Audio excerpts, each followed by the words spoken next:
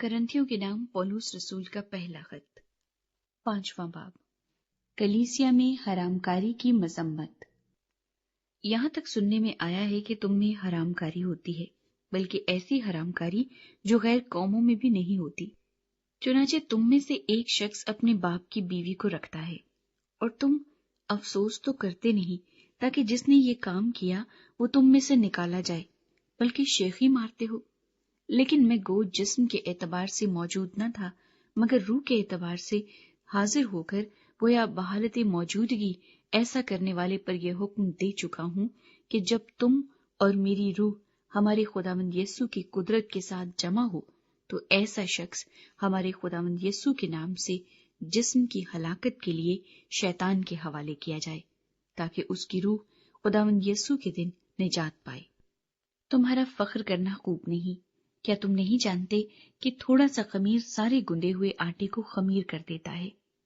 پرانا خمیر نکال کر اپنے آپ کو پاک کر لو تاکہ تازہ گندا ہوا آٹا بن جاؤ۔ چنانچہ تم بے خمیر ہو، کیونکہ ہمارا بھی فسح یعنی مسیح قربان ہوا۔ بس آؤ ہم عید کریں، نہ پرانے خمیر سے اور نہ بدی اور شرارت کے خمیر سے، بلکہ صاف دلی اور سچائی کی بے خمیر روٹی سے۔ میں نے اپنے خط میں تم کو یہ لکھا تھا کہ حرام کاروں سے صحبت نہ رکھنا۔